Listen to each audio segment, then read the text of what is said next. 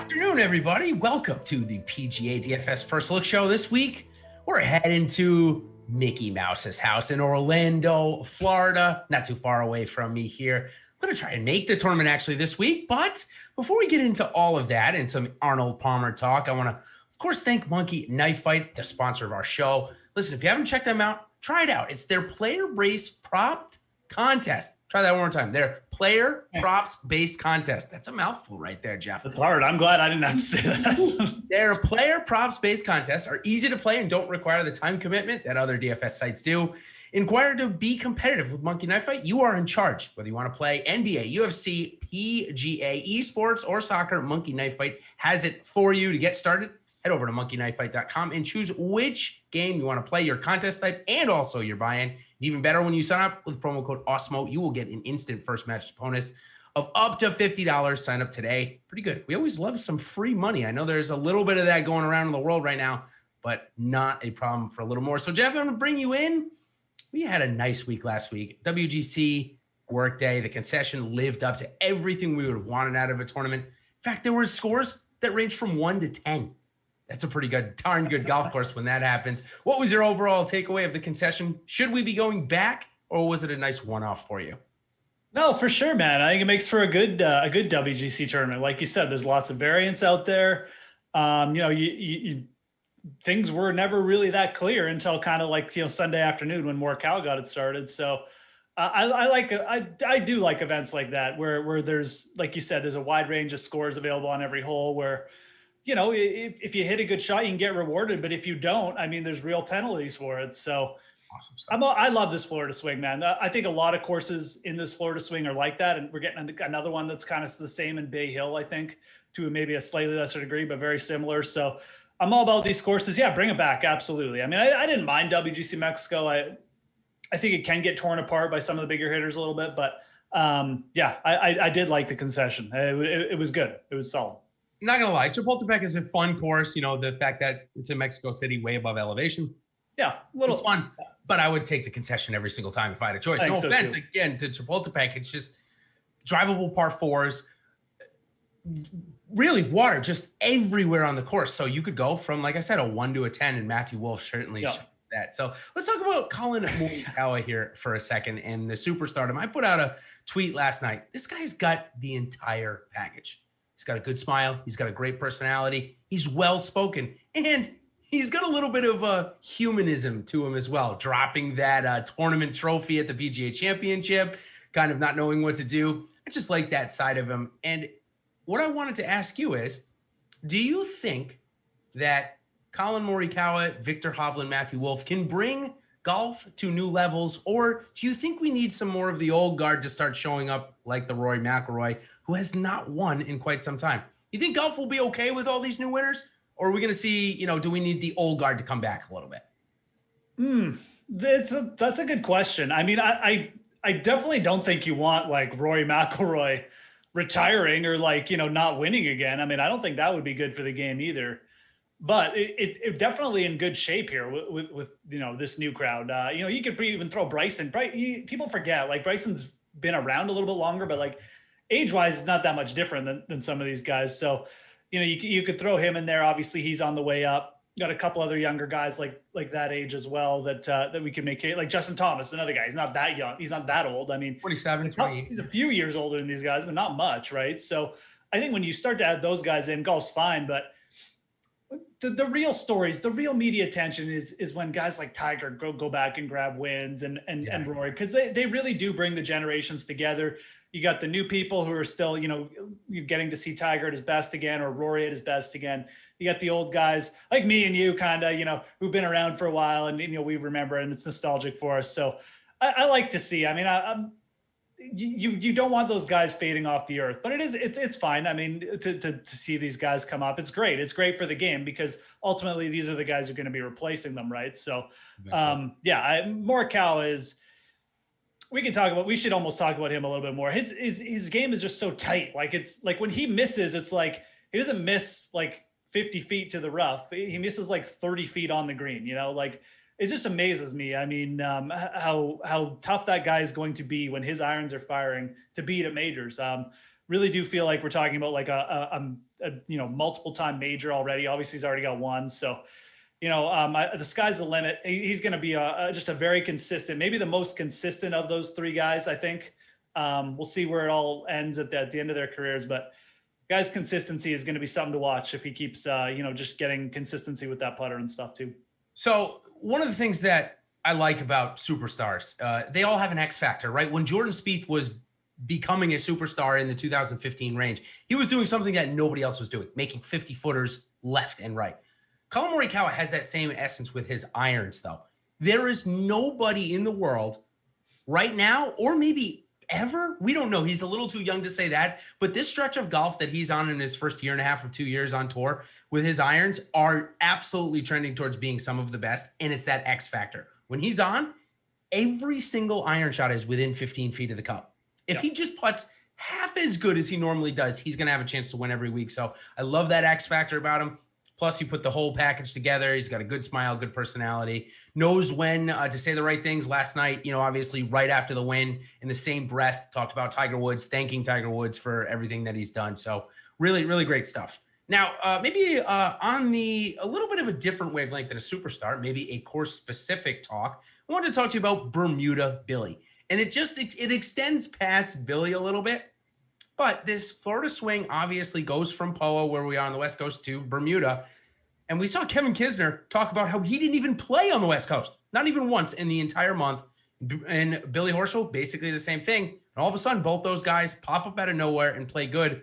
Obviously, Horschel a chance to win. So, two questions in this. One, are there any other guys that you can think of like Horschel and Kisner? And two, how much stock do you want to put in it? Do you want to put in it $9,000 this week for Billy Horschel? Or do you think it's a little overblown? Yeah, I'm never going to pay about $9,000 for Billy Horschel, but it's the course history thing is real for sure. Or the course, the Bermuda thing, the Florida swing thing is real.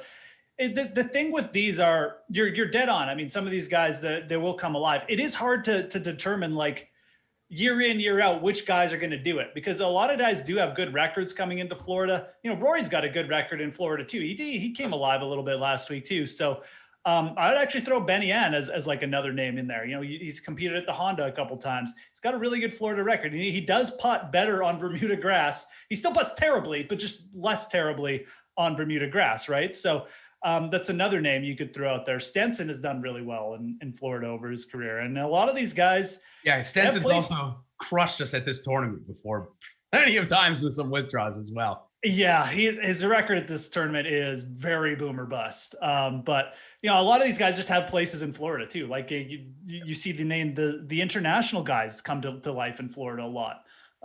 Fitzpatrick already throwing out in the chat. Fleetwood's got good Florida results. So and a lot of the older guys too. So it's a base for a lot of the players. I think you see a lot of players, like especially on the international side, but guys like Horschel as well. This is where they really seem to just mentally get their season started, right? So, absolutely. Yeah, it wouldn't shock me if Horschel kept going this week. Like I said, I'm probably not going to be paying $8,900 for him, but I am interested in a guy like Kisner, absolutely at $8K for those reasons. And like I said, don't discount the international players like that either. Kisner's got the nappy factor as well, but okay, I actually didn't know that. Yeah, baby born February 4th, so okay. That's pretty much right in realm. Maybe another reason why he didn't play on the West Coast, staying home with his child, which good for him. So yeah, wanted to bring that up. Before we move on to our 1v1, which kind of brings us into our DFS and Pro review, a little bit of a unfortunate series of events for me. But before we get into that, I want to talk about Viktor Hovland. It's all a good lead-in. He was the other guy in the Superstardom that I wanted to bring up. He looks like an absolute superstar as well. Same type of infectious personality that Morikawa has. The guy makes a quad, comes back the next day out firing, has a smile during the whole way through it. I love these two guys. You want to say anything more about Hovland? I think in terms of a tee to green game, he probably possesses a little bit more talent off the tee than Morikawa, but they're both set for greatness, in my opinion. Yeah, absolutely. I mean, just from... like I said, Morikawa is maybe like misses a little bit less, like his misses just are so minimal, but so maybe a little bit tighter game. But you're right, like Hovland, a little bit bigger off the tee, a little bit more talent off the tee, perhaps. They're very similar style of games. When they get the irons firing, it is just lights out. I mean, so both these guys just riding that youthful swagger right now. They're just too young to care. It's interesting to see for sure. They're definitely, you just can't discount them in these big events anymore. I mean, I basically forgot to even, consider Morikawa at his bet. I don't want to say I didn't forgot to consider him, but I forgot to bet him basically. The price was something earlier in the week. I'm like, wow, that is big for Morikawa. And I just never came back to it, but you just can't do that because these guys are they're just out there freewheeling basically, man. I mean, they're just too young to care and they're too good to not pay attention to. So, you have the perfect blend right now of guys just playing with no pressure and playing with so much talent. Now, on that other side, though, there are some problems with coming out this young and having such good success early on. And we're seeing that with Matthew Wolff. There was an incredible story posted by the Golf Channel that basically says Matthew Wolff is alone on the PGA Tour. And during this pandemic, it's hard for him to connect with people.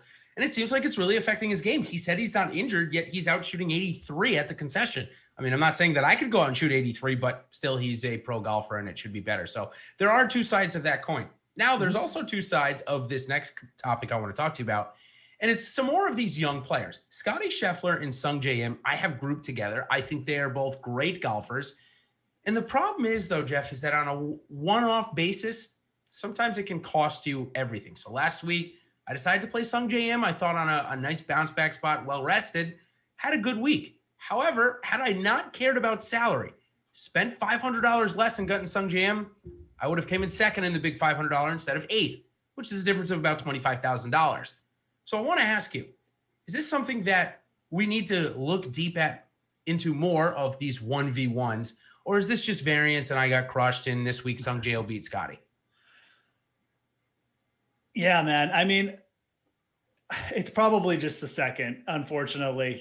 It's just variance. And I had those guys rated really closely last week too. And, I did like Scheffler for the value you were getting off of guys like Sungjae Im. I mean, 8,300. I had them rated really closely too. I definitely like Scheffler. He kind of saved my week in my single entries just by getting there in the top 5 at the end and getting me into some cash. But yeah, man, I mean, it's the thing is between those two players, is there enough difference between Scheffler and Im to say, oh, okay, well, I should just, don't worry about the salaries and just go down to Scheffler. I don't know if there is. Like, I think that Sungjae's record, especially in Florida, would lead you to say if they're not equal, Sungjae definitely had the edge last week, maybe even a little bit of an edge, right? So I like Scheffler, but I wasn't out there being like, oh yeah, you got to play Scheffler over him. So I think it was probably just a little bit of variance. I think the only way you could kind of beat yourself up over it is say, well, if these two players are equal,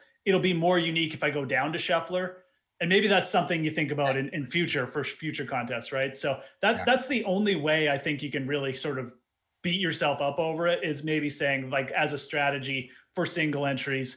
And I think that's a fine strategy, to be honest. It'll make sure you get more unique builds. It can bring your ownership levels down. So potentially. So anyways, yeah, that I wouldn't. It's just a bad spot, quite frankly. At least in my opinion, it was, because those guys are ranked pretty close last week.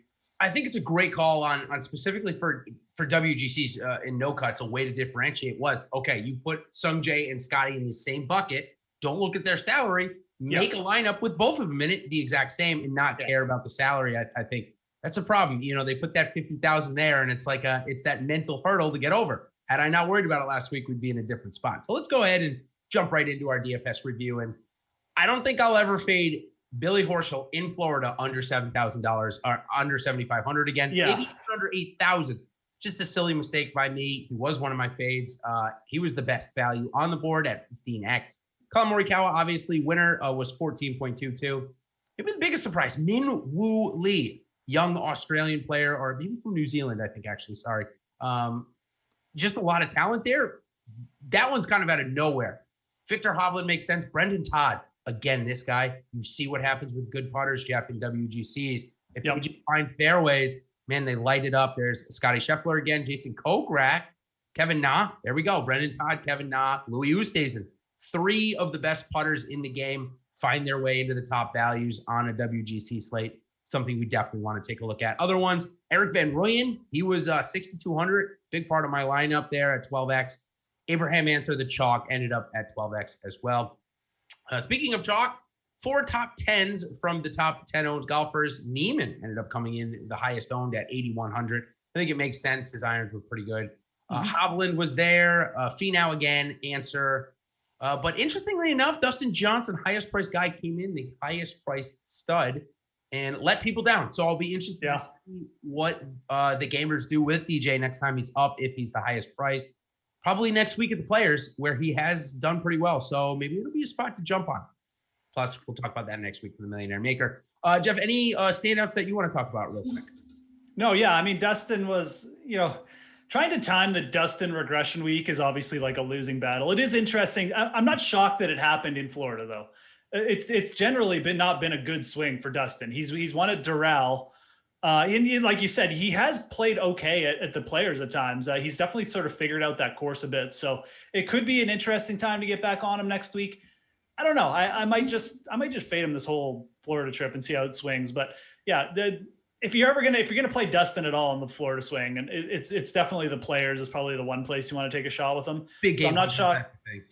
Yeah, I'm not shocked that he played. I mean, I'm a little bit shocked that he played poorly, but I'm not shocked that it happened here, the regression, like I said. So no, the other guys, I answered was kind of like the chalky. I played off him and Horschel a little bit. Yeah, no, I'm not really shocked by any of the ownership percentage or anything. Maybe Zalatoris, again, pretty chalky for a guy who's like playing in the first WGC. I guess you could make an argument there. People especially with his kind of got burned riding that too long. Yes, especially with his price being so cheap on FanDuel. I thought that maybe his DK ownership would come in a little bit lower, just given the fact that he was so cheap on FanDuel. But 21% in a WGC, definitely people taking notice. Wasn't that bad of a return. Had a bad Sunday. Couldn't get the putter going. Couldn't really see. But wanted to make note on the optimal lineup here as we go through. It used all 50,000 salary, which we don't often see, and it had no one other than Kevin Na. So let me tell you something, Jeff. I was not getting to the optimal in any way because I don't play Kevin Na in WGC events because he has the withdrawal history. Yeah, but maybe we should seriously throw that out, because when these good putters get going, they're hard to catch in terms of DFS points.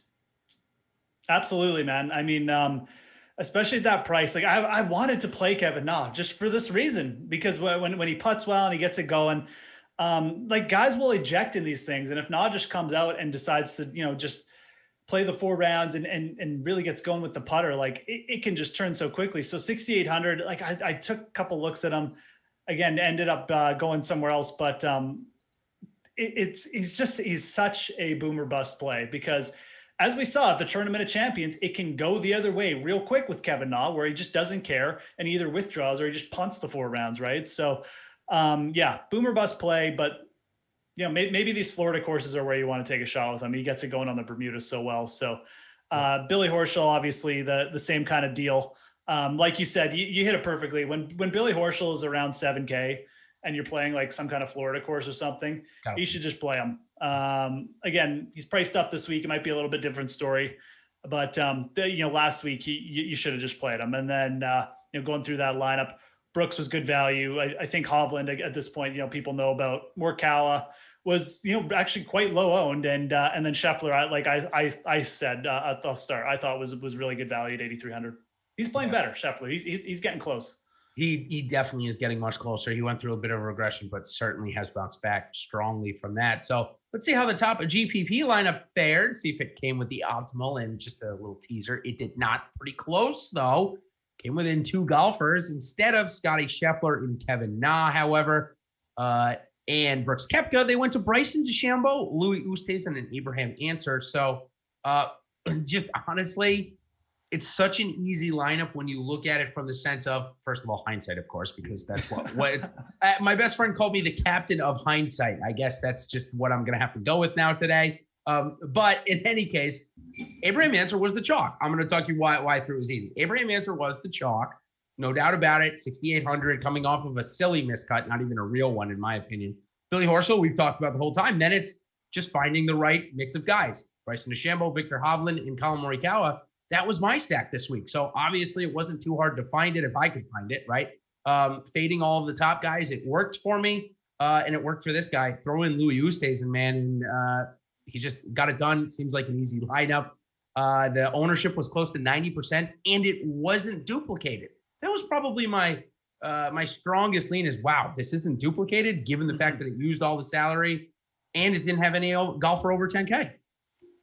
I mean, getting two guys, I mean, especially getting the winner at under 10K is usually pretty solid for avoiding dupes and in WGCs. Like, we have a limited field, so realistically, this guy had two guys under 9%. I mean, like that's pretty solid. And again, he didn't have any like 30% owned guys either. Like there was really no mega chalk, so I think it was just spread out enough. That's probably why it happened. Why I was able to get a unique one. But yeah, I mean, when you look at it kind of blended itself, right? Like if you liked Hovland, you should have liked Morikawa as the low and pump play to go with them. So those two made sense. Bryson was cheaper than Rory, and he's got a good Florida record. So going with him as your top guy made sense from a value perspective. And Horschel and Answer, kind of the chalky Florida plays or value plays, whatever you want to call them. And then throw in Louis just for some ownership reasons, and you get there, right? So it definitely, you can see how it got there. Now you had to fade the top guys though. I mean, to get to this lineup. So it really was one of those weeks where it was a little bit contrarian in the sense that most people, including me, was like, these WGCs, Rory, Dustin, they're typically the guys who come through and win in these. So you did have to go off that narrative a little bit. And that probably helped out with the balanced approach, obviously, this week. But that's how he got there, obviously. So, I mean, look, I love to see Louis in a winning lineup. I don't hate that at all. But, otherwise, it was really just, he rode the cheapness with the young guys and faded those top vets. Really hope Louis wins this year. I know you're on that camp as well. I mean, he looks really comfortable on the greens right now. This is the best I've seen him on the greens in a long time. So that's bullish. That's good news. But ranked third this year in strokes gained putting, just to echo that. All right, let's go in to see how our pros fared. And my buddy and our boss, man, Alex, right. he is making me feel good about playing Jordan Spieth for 2.5 years. Throwing in 51% Justin Rose and 34% Jason Day, his two top players that he likes to focus on. Jason Day was a fine return actually last week, 7,800. Day wasn't terrible, yeah.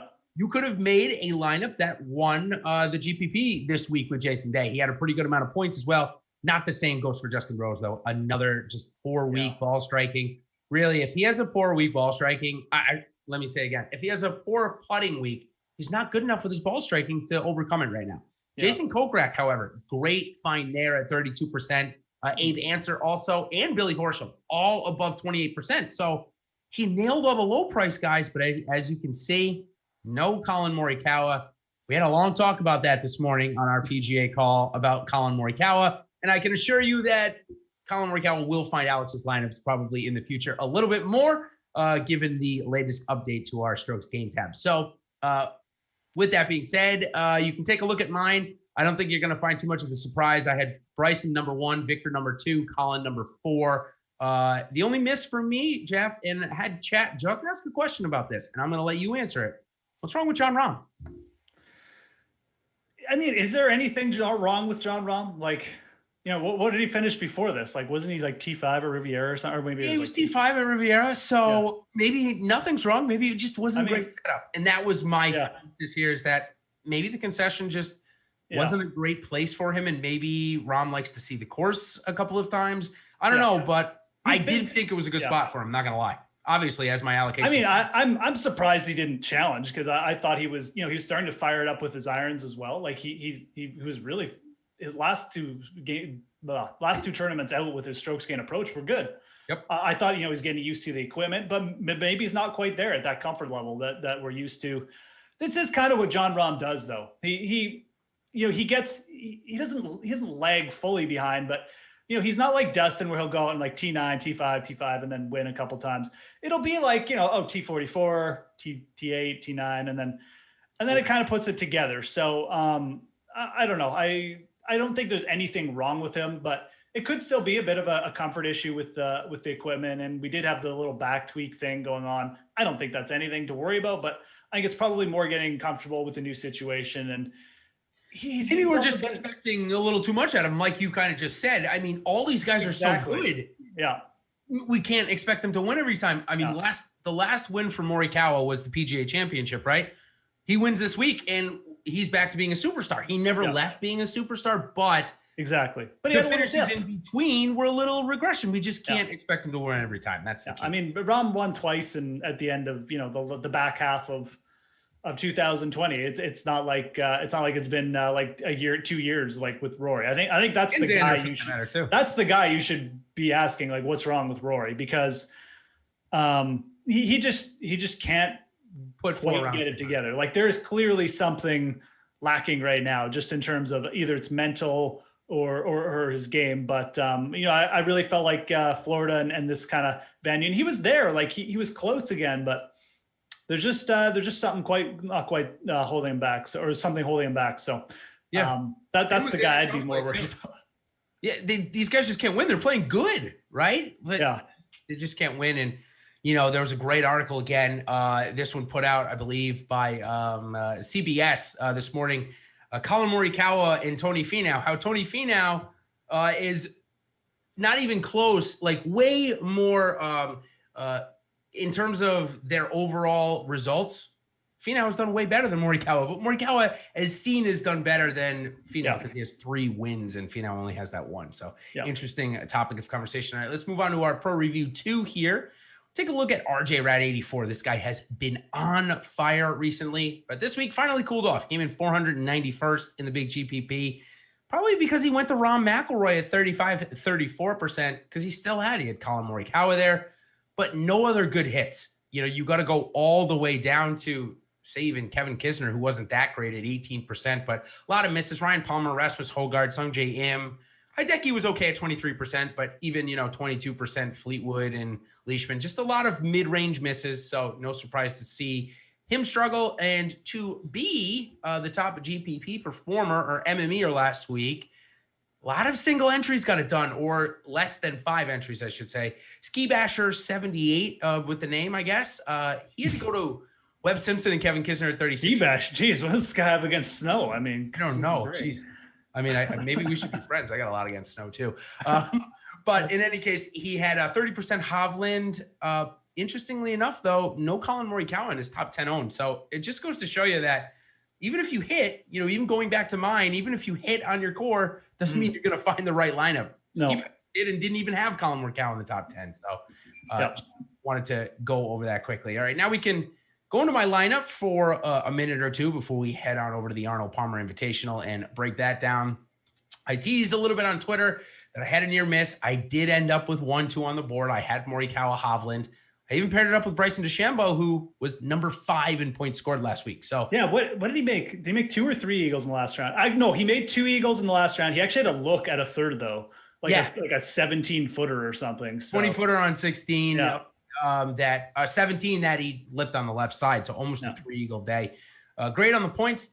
My only miss, Lanto Griffin put up 73. I'm totally fine with that at 6,700. Eric Van Rooyen, same price.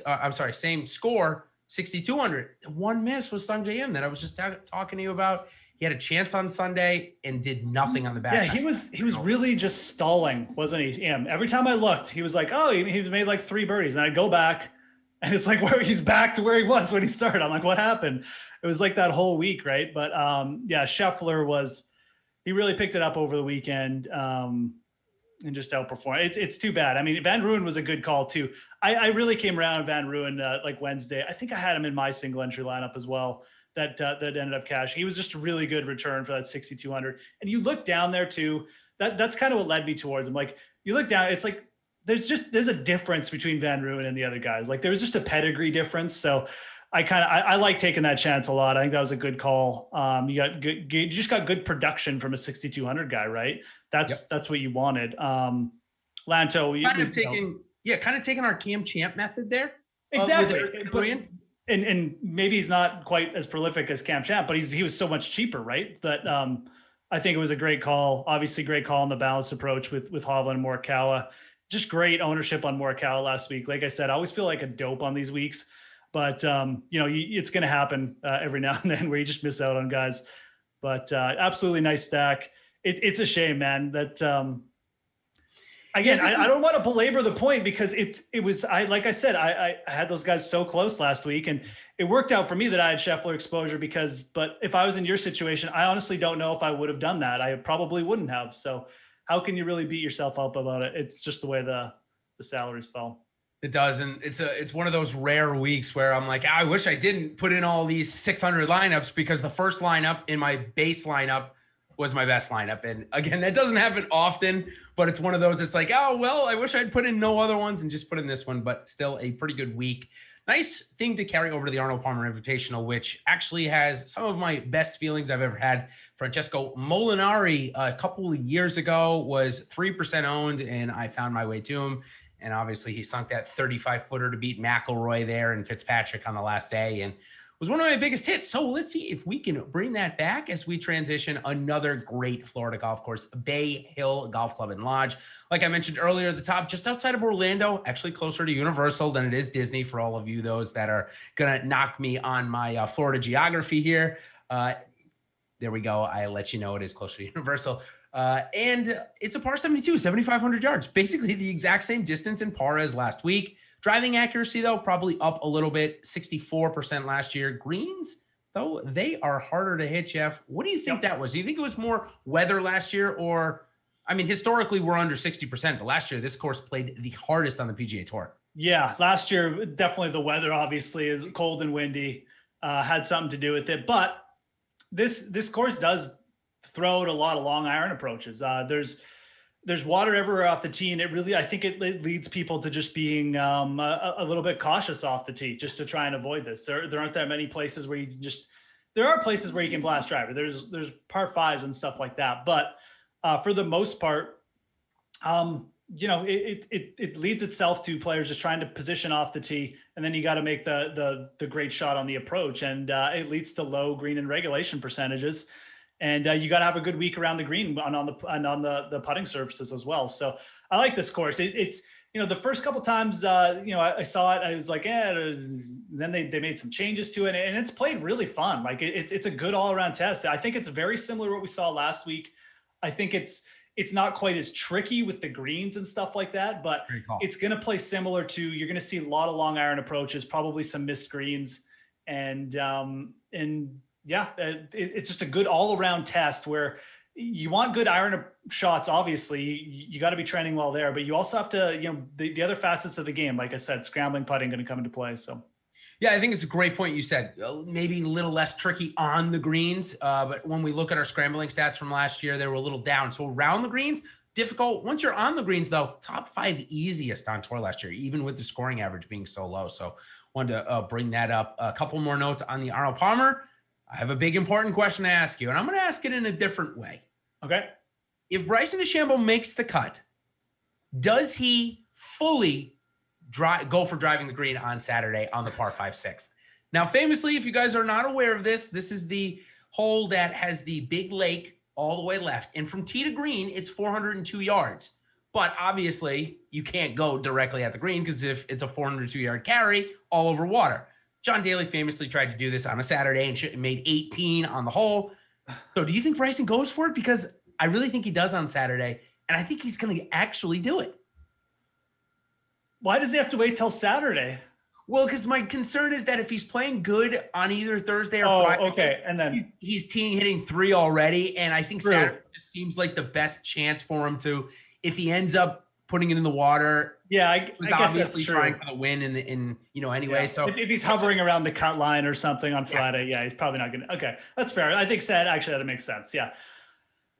I mean, geez, I want to see him do it 100%. I think that Bryson he's got a bit of an ego, right? So I'll put it at 50-50. Let's do that. I mean, I think it'll come down to wind and other factors as well. What's going on with the temps, and does he feel good? But I think there's definitely, like I said, a 50-50 shot that if he got there, the situation was right. Maybe he probably, again, if maybe he's leading, he probably wouldn't do it, but maybe he's like, 5 shots back, and he's like, okay, let's time to let the big dog eat, so to speak. So I'll put it at 50-50 if he makes the cut. Yeah, absolutely. I could see him do it. I think he wants to do it, Jason. Like, he wants to do it. So bad. I think there's a good chance he might see it. I'd absolutely love to see it.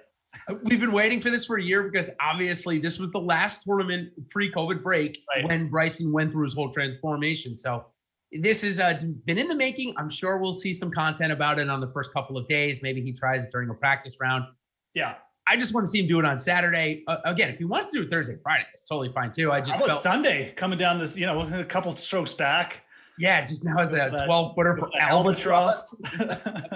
If it was going to happen, it'll happen here this week. So a couple of housekeeping notes. We've got NHL strategy show coming up with it. Looks like Cliffy is what I've got on my notes after this. So that's going to come up right at 3 o'clock. So if we are out of here a little bit early, that is why. Stay tuned for that. And of course, if you're looking for more DFS fun, NBA ownership ranks and the aforementioned NHL player in Top Stack are free this week. Or I'm sorry, not this week, today. And if you're ready for join us fully, get access to all the great Awesemo Plus tools and content for nearly every DFS sport out there with an Awesemo Plus weekly pass for $29.95. This includes full access to all our premium content and tools, including Slack chat, ownership projections, player projections, and much more. Listen, if you're only looking to join Jeff and I, Ben, Tim, and the golf gang, then join us. Just $8.95 for the week for Awesemo Plus PGA Weekly Pass. Also, if you're not an Awesemo member, great time. Head on over to our Twitter. Make sure you tell your friends to follow us because we are within 100 followers of that 30,000 mark where we're going to be giving away 30 weekly Awesemo Plus passes. So great chance for those of you that don't already have a pass to go out and win one. Again, Awesemo_com Twitter handle there. So, all right, let's go over to our first clicks. And last week, it was a bit of a hit and miss. Morikawa was one and Wolf was the other. So, hey, I got the win out of it, so at least there. I'm going to try and do that again this week. One of my first clicks was in that same range that Colin Morikawa was last week, 50 to 40 to 1, and a golfer that I'm just not used to seeing there. However, his form is not as good as Morikawa's, so I'm a little nervous. It's Tommy Fleetwood, a guy that we've seen compete here and have a chance to win. He's at 40 to 1, Jeff. Is that enticing for you, or is the game just not good enough for 40 to 1 right now? Well, man, you look, I mean, there's no surprise here. That was my guy at 40 to 1. So I like it a lot. I think it's a lot of similarities to what we saw last week. This is Tommy's, I think, 6th start of the year.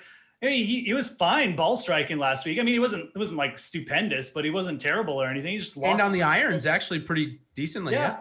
And I mean, I think when you have that bad a week on the greens, it can bleed over to your ball striking a little bit. It's not a big deal. It's going to be his 5th time playing Arnold Palmer. He's, like I said, he's played a bunch overseas. He's looked okay. I like it, man. I absolutely think the price is, you going down there. I mean, look, I think Spieth deserves a little bit of respect now. I think Billy Horschel does, but like, I think Fleetwood, he's almost double Matthew Fitzpatrick. Let's just put it like that.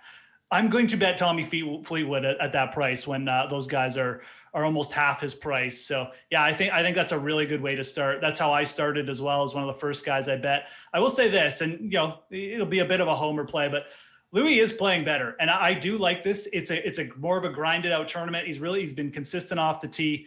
I hit both those guys. I tried to keep my bias off Louis early in the week, but like the ball striking's picked up a little bit now. Like I said, he's really comfortable on the greens. I think this could be a good spot for him. I think it could be a good spot for Fleetwood for the same reason. It's not going to be a birdie fest. These guys are decent enough ball strikers, and if they get comfortable on the greens quickly, I like both those guys. So I just couldn't convince myself anyone in that like 50 to 60 range. Fowler and Rose, man. I just can't do it. Like I think if I was gonna bet one of those guys, would be Ricky, but I don't think so. For me in that range, again, I do this a little earlier on in the day. I have one of my top 5 videos that I put out my first clicks betting. So if you watch that, thank you for watching, of course. And hey, smash the like for this video if you could, guys. Yeah. That'd be awesome. Subscribe to Awesemo as well if you haven't already done that. Yeah, and the nice thing about subscribing is when I do come out with some of these videos, you're going to get notified right away. So make sure you do that. One of my first clicks in that betting video was Sam Burns, 45 to 1. I said to myself, anything above 40 to 1, I'd be clicking him this week because I'm not seeing anything when he's not performing on Sunday, let's say. I'm not seeing anything that is carrying over to the next week in terms of lack of confidence. He's coming right back up there, getting right back to form. This was a course that I got introduced to him at, not personally, of course, but the player of Sam Burns in 2018 when I was walking around the grounds, and then he ended up playing with Tiger in that Sunday round. I knew he had a lot of talent then, and I think this is a great fit for him. So Yeah. 45-1, I hit that again. Yeah, no, and that's probably the other name. I might just bet those three guys that we've mentioned here, Louis, Tommy, and Sam, and just just go from there and taking a couple long shots. Yeah, I think it could be a Bryson week. But again, you look at the guys under them in odds. I ain't betting Hideki at 25-1 here. Like I said, Fitz. I'm not betting Jordan. These guys, they just, I think the one guy in the 20s I'd be interested in would be Paul Casey, but I think I'd rather take that trio that we just mentioned in the 35-40 range and really go with that. I think you're getting better value there. I am interested in Molinari this week. That's a guy we hadn't really talked about yet, but again, you're just getting better prices on these other guys. So, I might pick one of those guys from the 20 range to join them, but those would be my three as well. Because I just, you're getting better odds on guys like Rose and Ricky and Harris English back up there, 55, interesting, but none of them really playing well. Actually, not really. They're just not playing well. And I think I'd almost rather take some longer shots instead of those guys. Well, a great place to check out some of these odds, of course, is our odds shopper. If you haven't checked it out, don't make a bet without shopping for the best odds first. Betting lines can change by the minute, as we saw last week. Morikawa started off at 55-1 and went down to 40-1 as it teed off. So make sure you're checking it out. That's why it's important to use our Awesemo Odds Shopper tool to find the best line available on the golfer you are betting on and give you that edge you need to beat the house. So head on over to oddshopper.awesemo.com where we compile the best bets available for every golfer updated in real time. Sign up for free today to track your bets and receive alerts when the lines move on your golfers. So a couple more, as you mentioned, a couple more long shots. One of the guys that I had clicked off, I mentioned up at the top, coming off a T18 last week on a course that I thought was going to eat him up. And he had a T18 here last year, and that's Brendan Todd, sitting at 90-1. Listen, I am the Jordan Spieth truther of the DFS industry. That is undeniable. But the fact that Brendan Todd is like triple the odds of Spieth to win a tournament. Now, granted, I think Spieth is a little bit longer off the tee. Other than that, they have a pretty similar game. So I like Brendan Todd a lot here this week. I think there's value, not maybe on the outright to win side, but certainly on the top 10, top 20. I like that call, especially on the top 20, because he can grind it out, right? Like if it gets a little nasty here, Brendan Todd's, mentally he's there as well. So I think that's a really good top 20 target. I kind of like Bezadenhood again. It's very similar type player. He played really solid last week. He was a good pivot off of Ryan Palmer. That one actually really worked out, Bezadenhood. And he's played here before. He's top 20 here last year. Yep. I think Todd, again, I looked at this range and Cam Davis is interesting, but his irons are just so hot and cold, and those misses at Bay Hill. It's his first time playing it. I just don't know how it's going to work out. So I kind of, and maybe I might sprinkle some outright on Cam Davis just because, but I don't know. I think I'd rather go to these grinders like Bezadenhood and Todd down there for top 20 bets maybe, or even a top 10, because I like the setup for them. You don't have to be super long off the tee here, even though it is kind of a long course, and I think they can get it done there. I like Grillo too. He's cleaned up his game a little bit. He tends to come alive with this course a little bit. So for a longer odds guy, Emiliano Grillo for me was the other guy in that range that I don't mind. Played well last week in Puerto Rico again too. I think with Bezzy, if I'm just going to tally on to what you said, I think this course is is less strenuous off the tee than Concession was. And obviously you and I both know that is the worst part of his game. I think he's ranked 222nd this year on strokes gained off the tee. Yep. That's not going to play into effect as much this week. Now, granted, if he duck hooks one into the water on the first couple of holes, it will. Yep. But he seems to know where to miss. He didn't have any water balls last week off the tee. Now, he ended up losing 2 strokes throughout the week, but that's because he doesn't hit it nearly as long. Again, I think this is a much better setup. I like Bezzy, 7,500 this week on DK as well, including the 100-1 odds. So also in this range, Brandon Grace, what a great story. Lost his father to COVID-19 about a month and a half ago. Holes out for Eagle on 17 at the Puerto Rico Open, then birdies 18 to win over Johnny Vegas. My guy Brandon Wu was up there, had a chance to win, didn't get it done, but still good things coming for that guy. Keep an eye on him. I think he gets into the Honda Classic, if I'm not mistaken, with that top 10 at Puerto Rico. So I think we'll see him there. Definitely a spot to look at him. Until then, though, let's talk about this week. Sebastian Munoz was another guy that I had mentioned. I think his form is simmering. Nothing really great here Am I a little too early to jump on Sebastian? You think the odds aren't long enough, or could this be a good spot for him? No, I mean, the odds are definitely long enough. I mean, this is a guy who's proven he can compete against pretty good fields, Masters and stuff like that.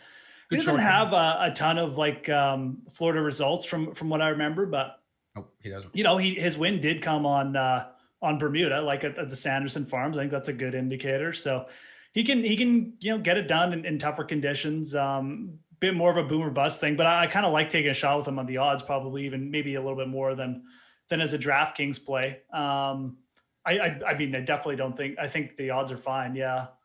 I'm just trying to see if there's anyone else down there in that range that I maybe missed, but I didn't go too much deeper than Grillo this morning. Patrick Rogers, maybe like a top 20 play. He can really grind it out a little bit similar to Bezadenhood and Todd in that range. Good putter. When he's striking it decent for him, he can grind it out pretty well. And he's got a good record here too. So that's the other kind of name that came to mind, but I don't really have any other leans here. Might look into Aaron Wise, probably just kill me again, but well, luckily for us, we have a couple of options. That's the one thing I do like about golf or golf betting or PGA DFS, whichever way you want to go it. So, for example, if you want to play Aaron Wise this week and you don't want to play him at 6,700 on DraftKings, but you want a piece of him, you can go get him in the odds market, and you could probably get him at 125 or 150 to 1. Obviously value throughout. So there's a way that you can get access to these guys without taking that much of a gamble per se on the DraftKings side. I like that, or DFS side, I should say. I might throw out, what about going back to Van Ruin? I mean, he had a really good Sunday too. So that might carry over. I mean, again, I think you look at this range, guy, maybe even throw Will in this conversation, but like Van Ruin, Willett, they might be a little bit heads and shoulders above, some of these guys, pure talent. I might think about Van Ruin in that range too. That's the only other guy. Here's the thing about Van Rooyen. I'll talk from a DFS perspective instead of the betting. If he plays all 4 rounds, he's giving you value regardless of where he's priced. It's just how he plays. He's an aggressive player. You saw it on Sunday. I think he had 3 birdie streaks. It's just how he gets going in his game. So, all right, let's transition over to that DFS side for our last 7 minutes or so of chatting. And up at the top, we got 11,500 on Rory. That is, to me, a given. I had the price right. No surprise to see it at 11,500, given his course form. And the fact is, if they had priced him below 11,000, he would have been 1,000,000% owned. So 11,500, good price. Maybe a little bit of a surprise on my end of who number 2 was on the board. I think it should have been Hovland. It's DeChambeau instead. I think you're going to find an ownership pocket with DeChambeau now because of that. So talk about the top 3. You can talk about ownership and then talk about who you'd be more likely to play given those ownership expectations. Yeah, I mean, obviously the salaries came out just a little bit ago, but yeah, I mean, are you thinking DeChambeau is going to get most of the kind of heat over Rory this week? How are you feeling about it? I mean, yeah, I think that what we've seen recently is people have really been dictated on price. So last week, for example, I thought Rory was in a better spot, but he was $500 more than DeChambeau. DeChambeau came in about 2% more owned. I think what we're going to see here is Hovland's going to lead these 3, being 10,600. Right. Yeah. In the form. I think maybe we could get an ownership discount on either Rory or DeChambeau. Yeah. I feel like DeChambeau's price, though, a little bit too high for some people to pay. Maybe people are used to paying the sticker shock for Rory at the That's kind of the way I was leaning to. I just wanted to see if I was way off. But yeah, Hovland definitely going to be leading it. I think it comes down to, that's why I kind of brought up Rory and Bryson. But I think people will give Rory one more shot here with, the course history. He did outperform Bryson just in terms of, finishing position last week. Yep. I do like Bryson, though, for this event. He really likes it here. It doesn't always have to be like a heavy driver course for Bryson to do well at. So people kind of forget that. He can also just cut corners that other people can't. So it almost doesn't matter, right? Reed, I think Reed could be like the guy who gets really ignored here at 10-2. His price is way up, more expensive than Hatton now, who's just like playing consistently good now. So, Patrick Reed could be, maybe the lowest owned of the top 5 there, the guys in the 10K range. Nothing wrong with Ty Hatton either. Put up 80 points last week. I know he only tied second, but again, I think the worst part of his game is off the tee. And I think the concession really killed people that struggle with off the tee as much as somebody like No, again, Ty Hatton's not bad off the tee. He's just not Rory McIlroy. He's not Bryson DeChambeau. So yeah. Now you're gonna roster Bryson just for the albatross equity here. I mean, maybe it could actually become a thing, but regardless, I do like Bryson. I think I do like Bryson, like for a GPP build right now. Again, this is early in the week. We're just trying to predict ownerships. I do kind of like him the most out of this range. Him and Hatton, just because Hatton's the cheapest. But that's where I would start. I'd probably start with Bryson this week.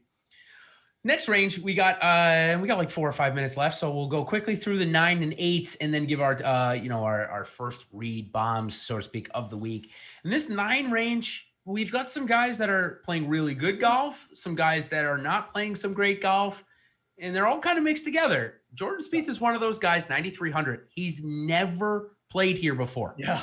Which blows my mind. I do not understand it at all. Not even like in his first couple of years. Does that mean you're going to fade him because of that? Were you already going to fade him? What do you make of that? For me, I don't know. I feel like anybody's elite game should translate anywhere. So if he is playing his best, he should be able to get into the top 10 here. But it does make me question why he's never come here. Yeah, I have no idea. I didn't look into it this morning or anything, but is that a little bit of a discount? I think I would probably side with Jason Day over him. Day's obviously played here a lot more.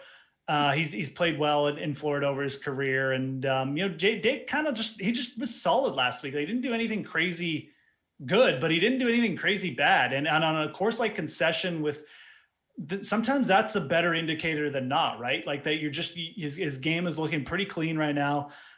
He knows Bay Hill a little bit better, so I would probably side with Day over Spieth. I do think like the setup could be good for Spieth, though. I mean, it's a little bit of a tougher course. We know Spieth is really good in tough conditions. He's got that iron game and around the green game, kind of like Hatton did last year.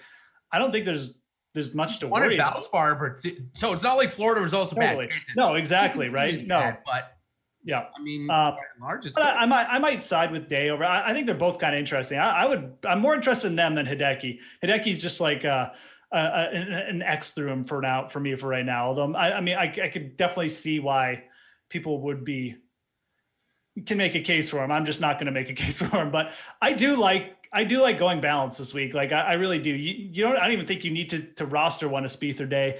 You got Casey, Fleetwood, guys we just mentioned. I mean, Billy Horschel, fine. I might not like paying up for him, but he's really good in Florida and he is playing well. I think he's fine to target in this range too. Molinari, Burns, like these guys are playing well, and we don't have as deep a field. So is there a big gap over them between like Bryson and Hovland? Sure, but like you're getting pretty good value on a lot of these guys who could be, you could make cases for them over guys like Fitzpatrick and him right now, especially. So I like this low 9K, 8K range for sure.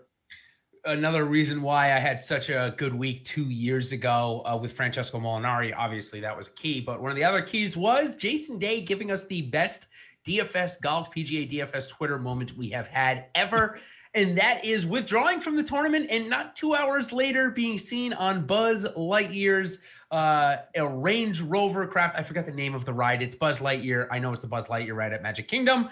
He was seen on it playing with his young kid in one of those DV thingies. It was hysterical. I'll never forget it. So if your golfer does withdraw, expect to see him at Disney World an hour or two later. Okay. Bombs really quickly as we are up against our time window. Somebody mentioned Luke List in the chat. I think it's a great spot for him. Keith Mitchell on a Bermuda Billy kind of realm, 6,700. Sebastian Munoz also at 6,700. Anybody else below that or around there that you would like to throw out early on in this week? Matt, I think you just keep playing Matthew Neesmith. That's like the one name I'll throw. The Cameron Percy is still playing really well too. I don't hate him for these like kind of grinded out courses. So those are two names I'd throw out there that came to mind really quickly. Yeah, Richie Wierenski, the chat already mentioned, had I think made 4 straight cuts down there at 6,200. And I put out a tweet earlier. This will be the last thing I say. Doc Redman is 6,400 this week. If he was 4,500 this week, I wouldn't be playing him. I can't play him. Sometimes, Jeff, you just got to get away from the falling knife. So with that being said, I expect him to top 20 this week. That's probably where I'll throw some money on. So to get a little sweat. So thank you all for joining the PGA DFS First Look Show for the Arnold Palmer Invitational. We've got a great slate of offering 200K to first place on DraftKings. But next week, the Players Championship, a dual Millionaire Maker contest. Jeff and I will be back for that big contest come next Monday. So thanks again all for joining, and we will see you next week for the Players Championship. Cheers, everybody.